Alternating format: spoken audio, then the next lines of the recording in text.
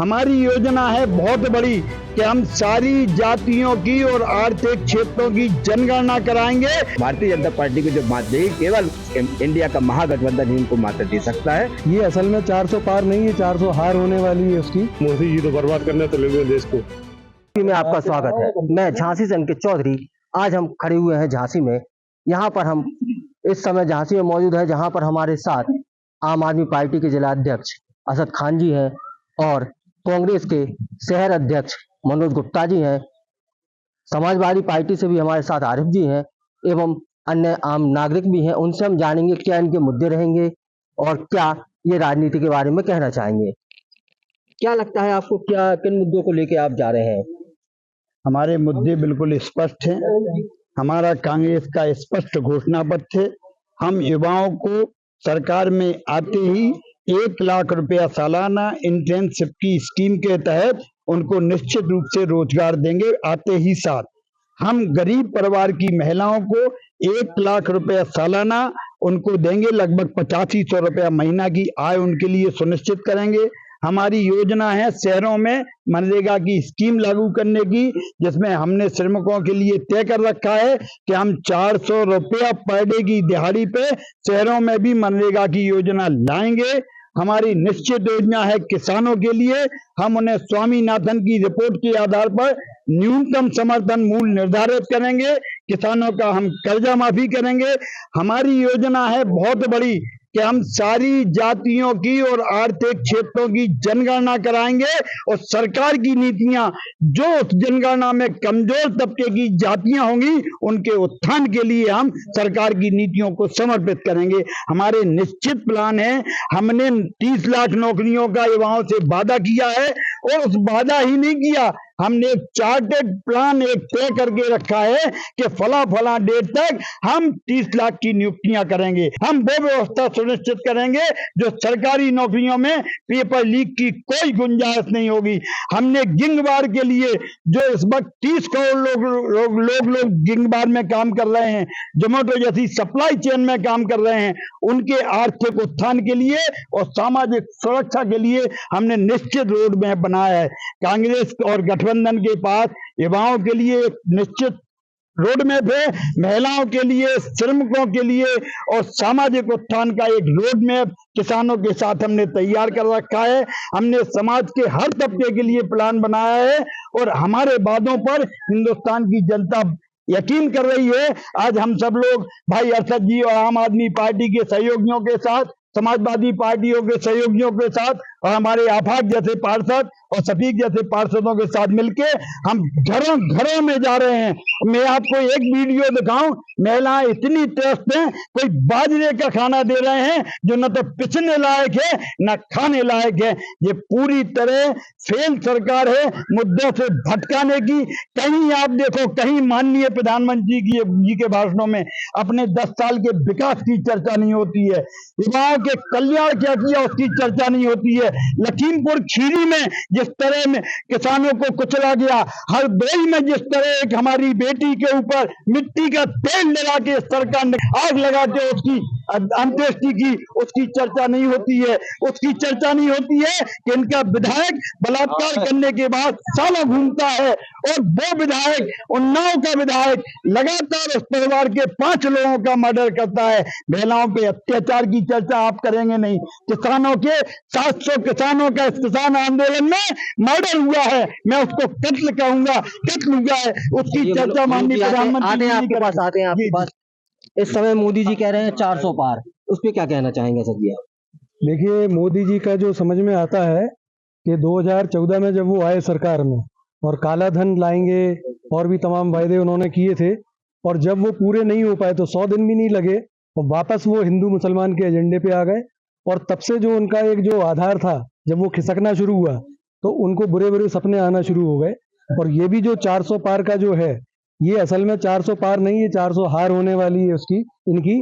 जो 542 जो सांसद चुन के जाते हैं उसमें से 400 हारेंगे, 142 अगर उनकी सीटें आ जाती हैं तो यही है वो जो शब्दों का जो सपना जो देखते हैं, कहते कुछ और है करते कुछ और है, ये उसी की वजह से है। असल में 400 पार नहीं, 400 हार होने वाली है।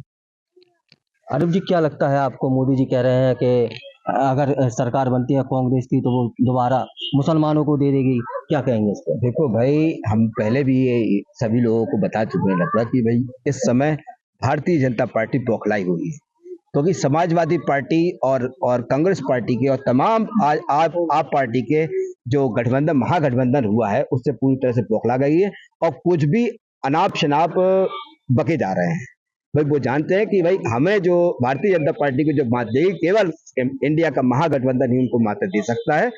और हमारी समाजवादी पार्टी में जिस तरह से भी आपने मुद्दे रखे कि भाई आप किस मुद्दे को लेकर के जो इस चुनाव में जाएंगे, तो मैं आप लोगों को बता दूं कि भाई समाजवादी पार्टी के आदरणीय मुख्यमंत्री पूर्व मुख्यमंत्री आदरणीय अखिलेश यादव जी ने अपने कार्यकाल के अंदर भाई रोजगार दिया और लैपटॉप दिया और महिलाओं को जो भी छात्राएं पढ़ रही थी उन लोगों को साइकिल देने का काम किया।